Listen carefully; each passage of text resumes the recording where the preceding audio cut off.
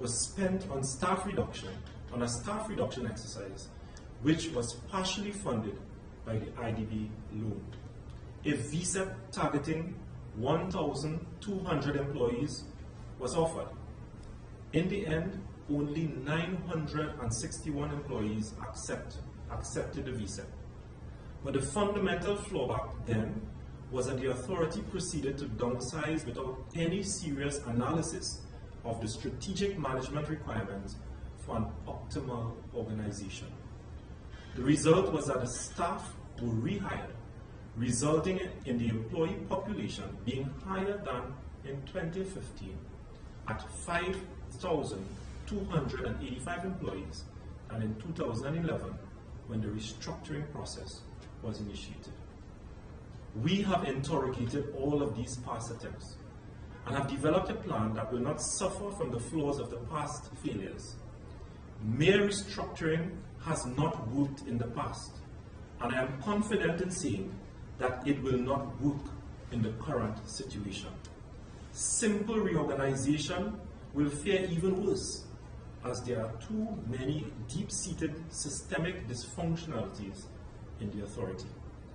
Instead, transformation involving a complete re-engineering of the culture, processes, and ethos to propel the authority, coupled with competent and skilled leadership and management, and the infusion of modern technologies, is the only viable choice we have.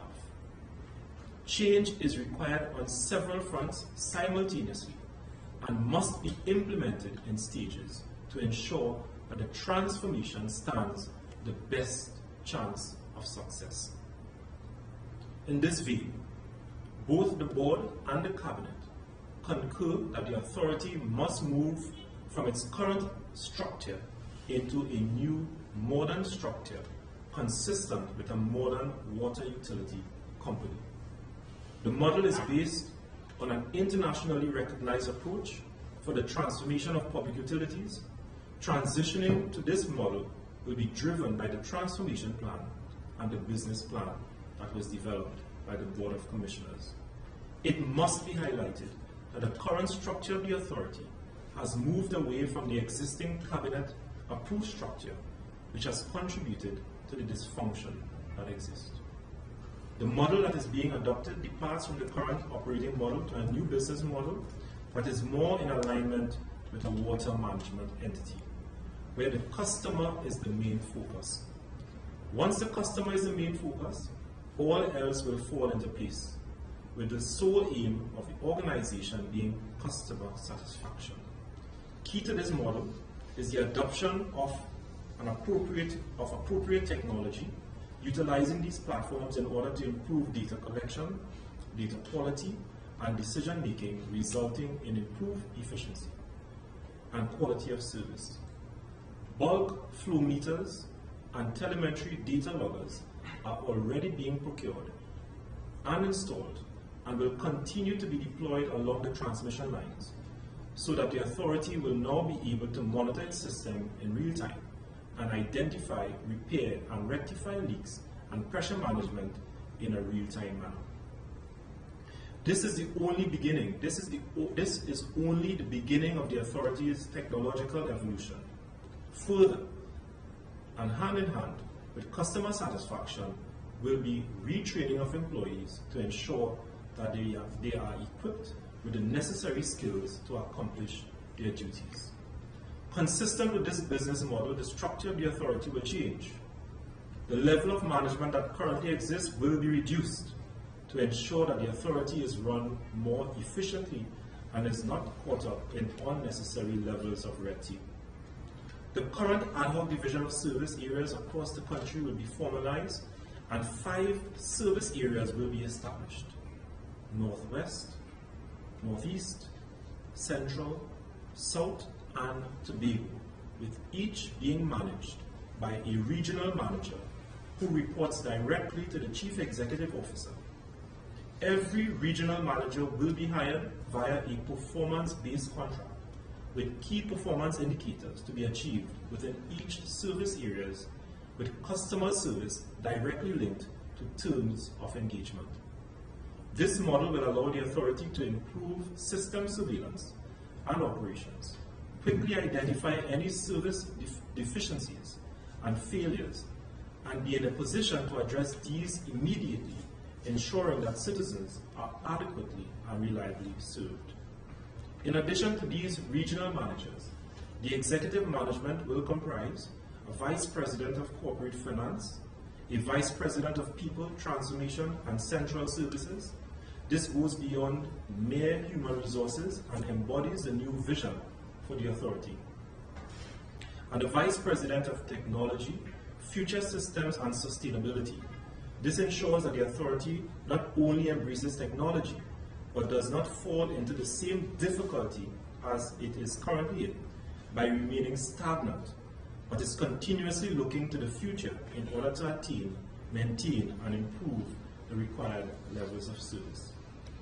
The board has been mandated to immediately begin the execution of the transformation plan. The first step will be the implementation of a new structure at the top executive and managerial levels, and then to the rest of the organization. The intent is to attract the brightest and the best talent to fill the new executive positions, all of which will be openly advertised. As the implementation moves lower down the organizational structure and begins to impact on the bargaining units, before any action is taken, the requisite engagement and negotiations with the recognized majority units will take place in accordance with the collective bargaining agreements. I want to assure the recognized majority unions that there will be no implementation of the transformation plan at the level of the bargaining units until there has been fulsome negotiations. The plan also focuses on changing the paradigm around WASA's poor project management capacity, repairs of leaks and road restoration, re-engineering of the new services division, as well as establishing the Water Resource Agency independent of the authority in accordance with international best practice for water resource management, and the implementation of non-revenue water initiatives, including pressure management, leak detection technologies, and automation, and the institution of predictive and preventative maintenance for all plants and machinery to protect regular disruptions and reduce downtime that impact on customers. The Ministry of Public Utilities and WASA are finalizing a comprehensive capital investment program under an approved strategic action plan for water supply improvement for Trinidad and Tobago. Once approved by Cabinet, details of this program will be revealed to the national community. As we embark upon this new trajectory for the authority, I ask all stakeholders to embrace this change, which is inevitable. It is with a sense of optimism that we begin the transformation of the authority with a vision that we will have a modern authority that is customer-centric and service-driven, with the capacity to meet the needs of the population without being a financial burden on the Treasury. In closing, I wish to thank the Honorable Prime Minister for his continued guidance and wise counsel on this journey. I also wish to thank my Cabinet and parliamentary colleagues on the Cabinet Subcommittee appointed to provide strategic oversight on this major transformation. The committee, chaired by the Honorable Penelope Beckles-Robinson, Minister of Planning and Development, the Honorable Camille Robinson-Regis, Minister of Housing and Urban Development, the Honorable Donna Cox, Minister of Social Development, the Honorable Shamfa Kojo, Minister of Sports and Community Development, the Honorable Simon Dinobriga, Minister of Communications, and the Honorable Brian Manning, Minister in the Ministry of Finance. I thank you, ladies and gentlemen.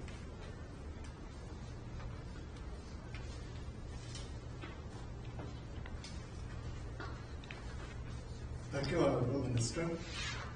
And ladies and gentlemen of the media, it is your turn to pose your questions, having the statement from the Minister of Public Utilities. And just we know the usual protocols. If you can state your name and the media house you represent and then pose your questions. Thank you. Okay, good afternoon, Carrington, CNC regarding here. Question is regarding the new transmission plan that the Cabinet just approved today.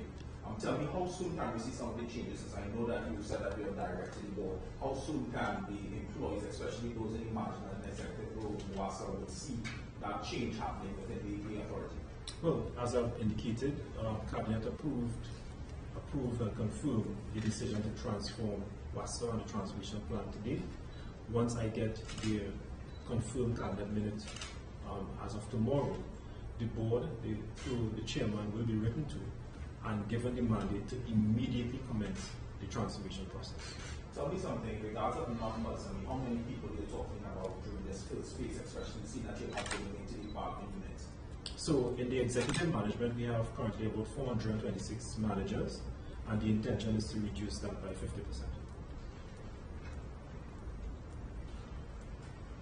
Minister, any idea what that might cost and what it would cost us and these businesses? Not at this time. So now that the instruction is going over to the board to implement the restructuring and the transformation process, the board is to return to the Ministry of Public Utilities, and once I get the information and the instructions and the brief from the board with respect to the cost of this first phase in the restructuring process, that matter will be taken to the Cabinet, and I will be liaising with my colleague, Minister of Finance, to get the necessary financing to commence the transformation process. Stepping into the next stage, which involves the bargaining units and the collective agreement, especially PSA and the NGFW. What is the timeline you can see that happening? Because this first process, I didn't really sense as a timeline that will start the other phases. It is anticipated that in the first quarter of the 2023 financial year, all of these things will commence, and hopefully there will be tremendous progress on that. So you can expect the bargaining units to start to see their transformational happening at that point in time? The transformation is urgent. It is necessary. We continue to have too many complaints, even though the board has made tremendous progress so far. As I've indicated, the preparation of a business plan was never completed since the establishment of the RIC. And the board, over the last period of time, put together a business plan. We've put together regional plans for water improvement, etc. So quite a lot of work was taking place whilst this transformation plan was being put together. Now we are at a stage I think we are at a very, very good stage to roll out this transformation. We have an experienced board, we have an experienced chairman. We will get all the necessary external resources to ensure that all aspects of this transformation plan will be rolled out over perhaps a 15 or 20 month period. It is a transition, or rather, yes, it is a transitional process. It is not going to happen with the flip of a light, but yes, in the first phase, it will be the restructuring of the executive management, because we've recognized that WASA has a serious and a chronic management problem. And as we move lower down the structures within the organization and the implementation of a new structure, we require a team of managers who share our vision for a transformed water and sewage authority. So if in the first quarter we have a new executive management in place, of course in the next quarter the transformation will continue to impact at the lower end of the new structure. Seeing that the union has already started their action, and I know they had a fast into office, I mean, do you sense that it will be a seamless arrangement? Because I know that the question will be asked, seeing that 50% of the executive management will be cut, I mean, what is the percentage? I know they are calling figures and numbers, but what is the percentage perceived could happen when you reach that level? Yeah, I don't want to say anything that will prejudice the outcome of the negotiations between the board and the union on this very sensitive matter. A new structure was approved, and once the negotiations and the discussions take place between the board and the union, the board is going to come back to me, and of course I will go back to Cabinet and say this is the agreement for the implementation of the rollout of a new structure within the organization. So I don't want to say anything that will preempt the discussion between the board and the union on this particular matter. With the greatest of respect to all the parties, I think it will will be unreasonable and it will be inadvisable of me in my capacity as a minister to speak openly on these matters when discussions between the board and the union is yet to commence. But I can also tell you that over the last couple of months I've had good engagements with the PSA and the NUGFW. They have recognized that WASA is overstaffed, and they have put forward on the table that when we reach at that point, at that stage, they prefer the implementation of a voluntary separation of employment. So I think there's general understanding that there will be some displacements, and but they want to be able to be engaged to determine the strategy for the reduction of employees where there might be surplus employment within the organization as we roll out the new structure for the organization. Minister, how many workers does WASA have? It's somewhere around 5,000. I stand to be corrected, but it's about 5,000 employees. Is there any new technology or methodologies that would validate the redundancy of some of these staff at all? Is there anything that will take over the work that they be doing? Well, the new structure of the organization is more in alignment with a modern water utility company. We would have examined a number of water utility companies in the Caribbean, Jamaica, Bahamas. They've done tremendous transformation where they would have incorporated a lot of technologies in the management, the transmission, the distribution of water, pressure management, how you can remotely operate some of your plants. There are a number of technologies in place. But when you look at the structure of the Water and Sewage Authority, it certainly is not an organization that can incorporate and that has at its disposal, or rather it's easy to incorporate some of these technologies. So the new structure is geared towards ensuring that you have positions that will attract some of these resources within the organization in order for the organization to dispense with its responsibilities under the legislation. So I cannot see at this point in time, when the technologies are deployed, how many employees will become redundant. I can tell you this, Sean, that in doing these types of transformation, it opens up a number of opportunities for young people because it creates new job opportunities as well as opportunities for workers within the organization to be reskilled and retooled as they embark upon working with a modern water utility company to secure water for the people of Trinidad and Tobago within the next 15 or 20 years. So we cannot only look at it in the context that once you incorporate technology, people will lose their jobs. No, I see it as an opportunity for workers to be reskilled, retooled, and citizens to come from outside, young people especially, who may benefit from some of the new jobs that will come into being once you have a restructured organization. I mean, if I was to ask Otto's question in a separate way, from a different angle, if you looked at budget... Did you get his authorization to do that? I'm sure he's a good colleague. I'll see it. But instead of looking at numbers of workers, if you were to look at it as budgets, saying, well, WASA's expenditure was $2 billion for the past year, and we're trying to get that down to $1 billion. Or is there any sort of comparative numbers that you could offer as to, what you're trying to get? We are hoping that with a restructured organization and the implementation of a new structure, we can reduce WASA's operational budget by about 25%. I'm hoping so. But as you do that, in this new organization, WASA is also mandated, the board is also mandated to ensure that its revenue collection is increased by $1 billion.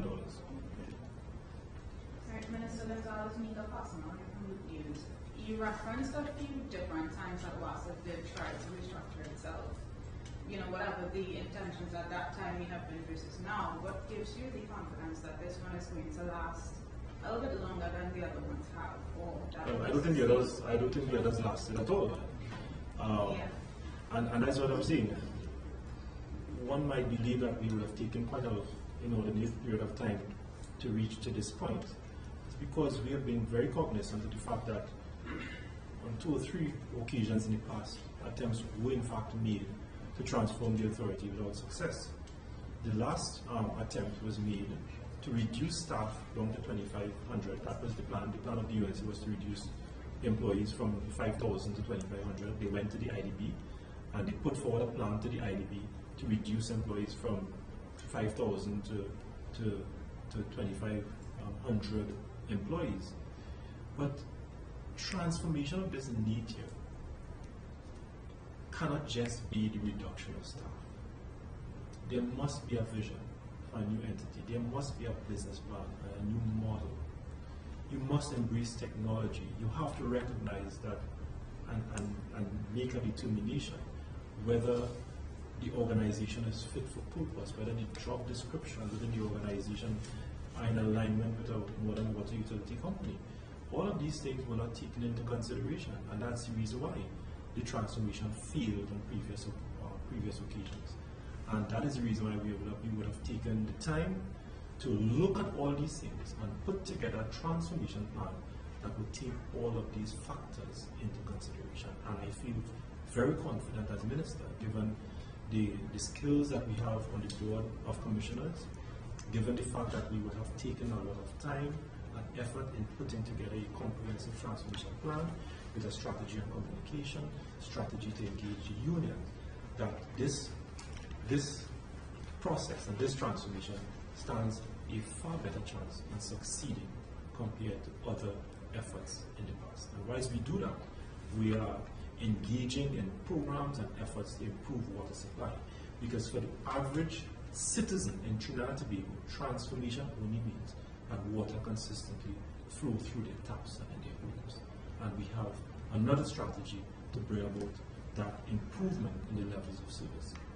Now, understanding that there might be a lot of anxiety in WASA offices, especially for a press conference like this one, what's happening in WASA offices to communicate to employees, daily pay records, that kind of thing? Are they being spoken to? Are they aware of things that are happening? The board could not have spoken to the employees on transformation because the board has not been instructed from a policy perspective with respect to the direction it should go on transformation.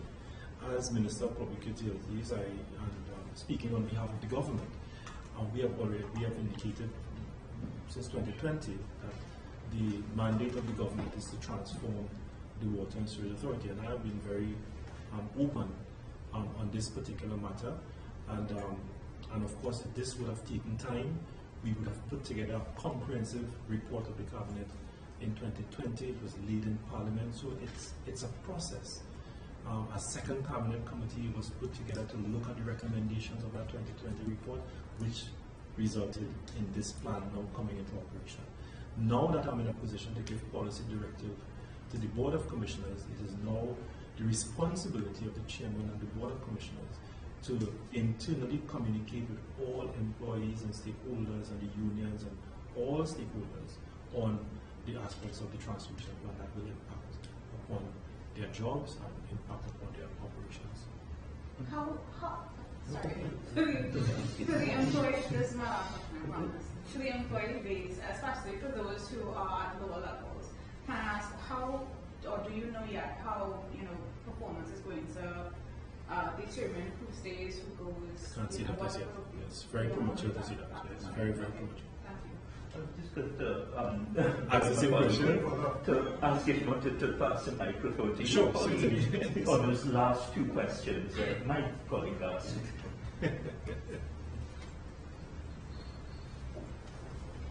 Yes, thank you. Yes, so as Minister said, the transformation plan has long been in the making.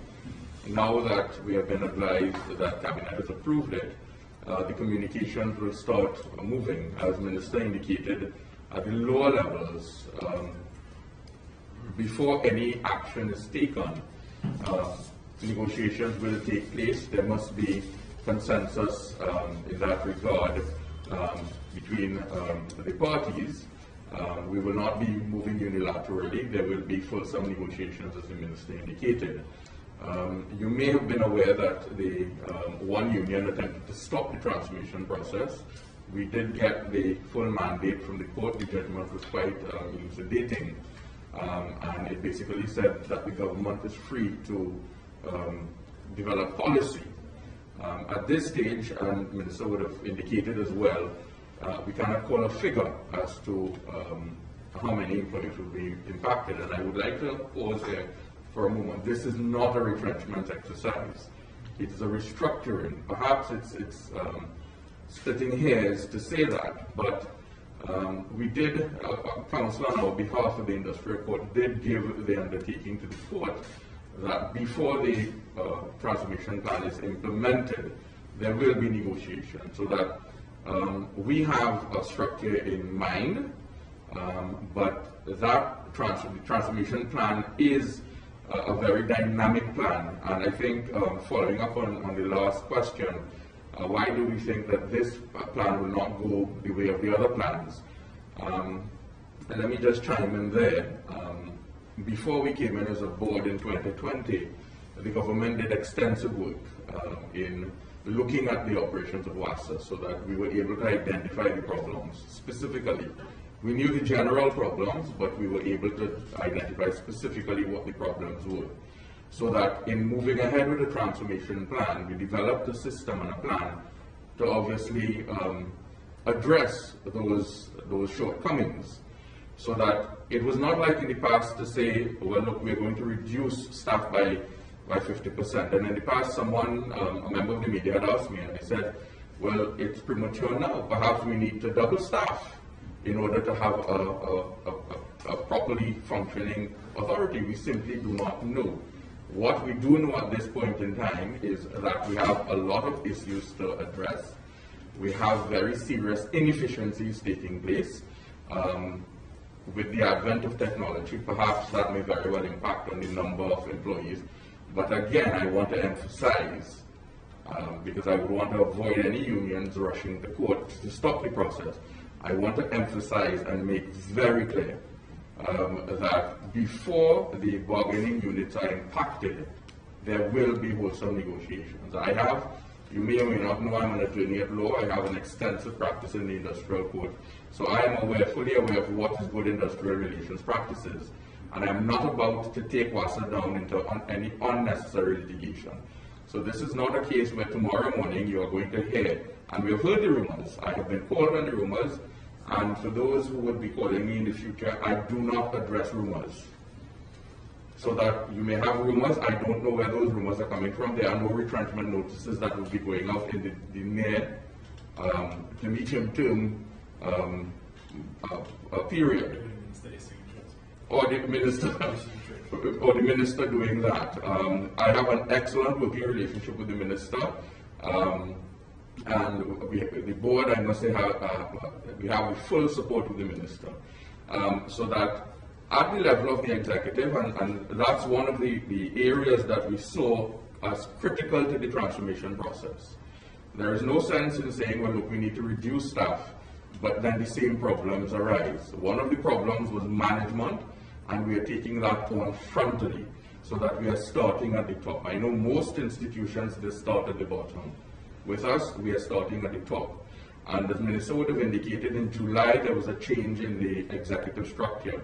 That is not by chance. The reason that took place is that I came in as chairman, and I indicated to the minister I would like his authorization, approval, concurrence to change the executive, because being on the board for the past 6 months, we simply were not seeing the changes. We were not seeing the pace at which we wanted changes to take place. So, for example, when we came in there, we met a situation where it took 2 years to acquire trucks.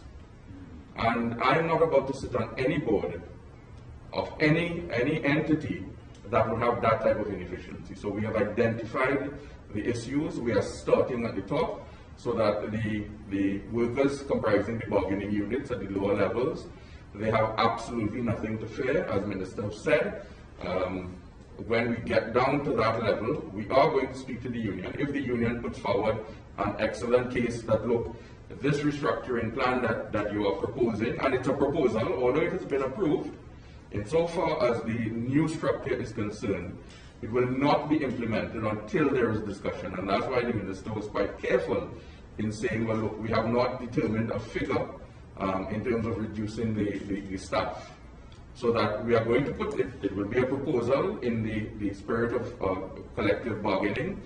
This is what we propose. This would be the possible impact. We are bringing in technology, as Mr. Douglas asked. This is the possible impact on the workforce. The union has already indicated, well, look, they accept to a certain level there is overstaffing. We will be, they are employing us to offer visa, which we will take on board, so that before anything is implemented, there will be the fulsome negotiations, consultation, and hopefully we can reach consensus before we implement.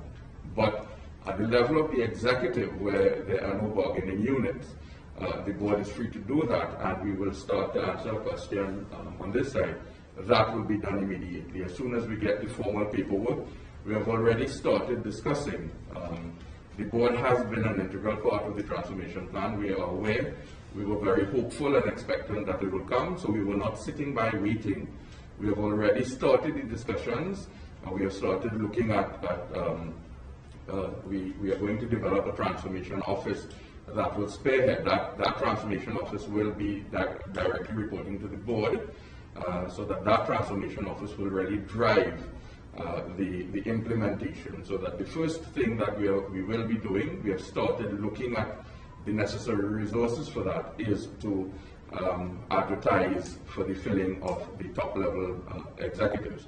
And the intention is, with the top level executives, that type of discipline that we are hoping to get and to attract, with the quality that we're looking to attract, will trickle down, so that perhaps the lower levels will be less impacted. I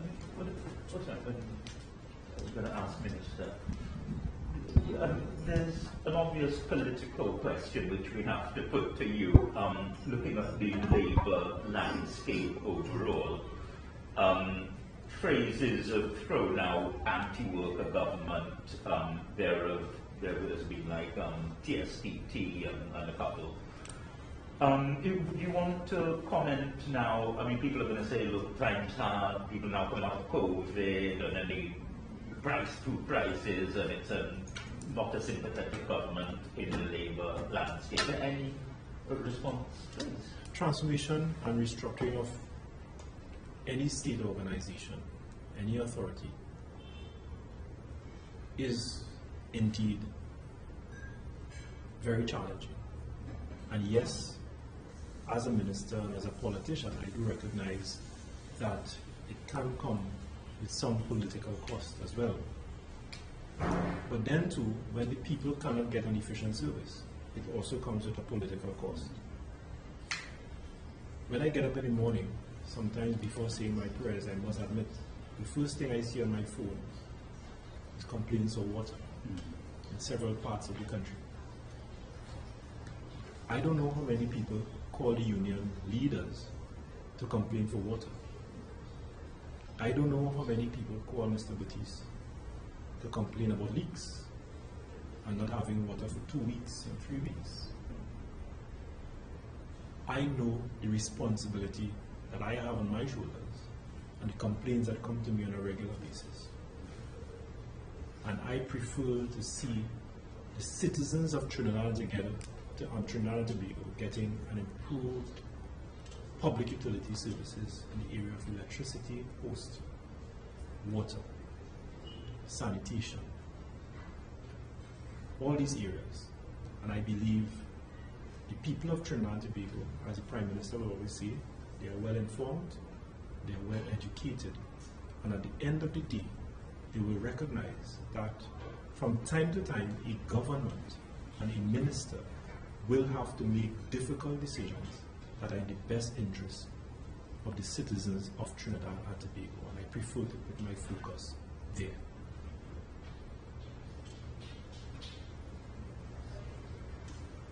Do you have any other questions? Thank you very much. Thank you for coming, ladies and gentlemen of the media, and we enjoy the rest of the evening.